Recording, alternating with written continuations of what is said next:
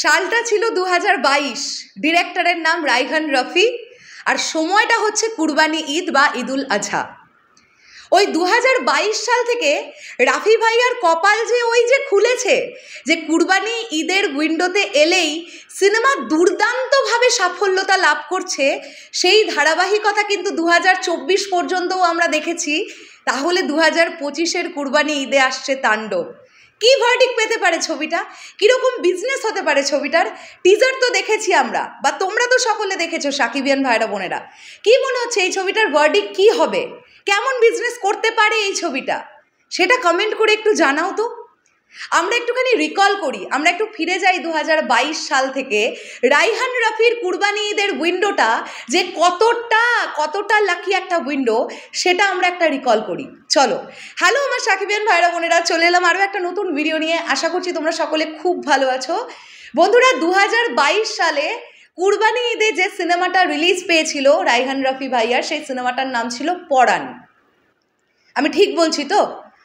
পরাণ সিনেমাটা কিন্তু সুপারহিট তকমা পেয়েছিল, আমরা সবাই জানি। 2023-এ একদিকে ছিল মেগাস্টার শাকিব খানের প্রিয়তমা, অন্যদিকে ছিল রায়হান রফি পরিচালিত সুড়ঙ্গ। সেই সিনেমাটা প্রিয়তমার মতন ব্যবসা না করতে পারলেও সুড়ঙ্গ কিন্তু ভালো একটা বিজনেস দিয়েছিল, স্পেশালি মাল্টিপ্লেক্স চেনে খুব ভালো চলেছিল ছবিটা। কাজেই 2023-এর কুরবানি ঈদেও কিন্তু চকচকে রাফি ভাইয়ার কপাল। 2024-এ ঘটে গেল এক বিরাট ইতিহাস।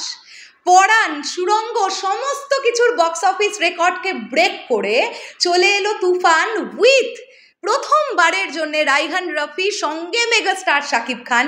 আর এই ম্যাজিকটা কি ঘটতে পারে সেটা তুফান আমাদেরকে দেখিয়ে দিয়েছে।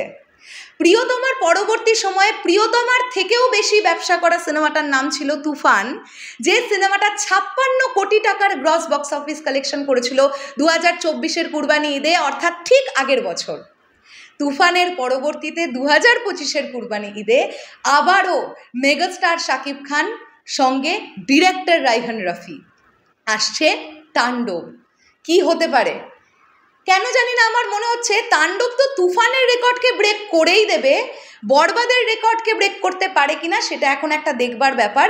ডেফিনেটলি সেটা ডিপেন্ড, মানে সেটা বোঝা যাবে যে ছবিটা 7 দিন চলে যাওয়ার পরে বোঝা যাবে যে দর্শকের গতিবিধি কি, দর্শক কিভাবে নিতে পারছেন ছবিটাকে, দর্শকের কেমন লাগছে ছবিটা, রিপিট অডিয়েন্স কীরকম হচ্ছে। শোনো, একটা ছবি অল টাইম ব্লকবাস্টার ভার্ডিক্ট পেতে গেলে প্রচুর রিপিট অডিয়েন্স দরকার।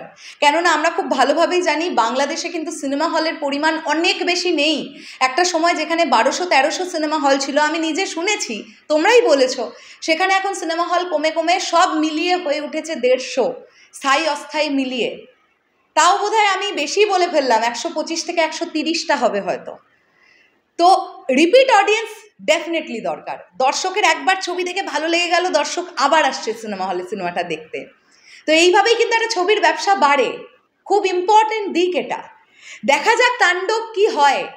তুফানের 56 কোটির রেকর্ড তো হামেশাই মনে হচ্ছে ভেঙে দেবে, এটা নিয়ে খুব একটা ডাউট রাখছি না।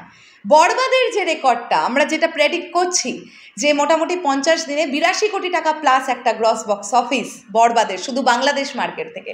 দেখা যাক তাণ্ডব সেই গণ্ডিটাকেও ছাড়িয়ে যেতে পারে কিনা।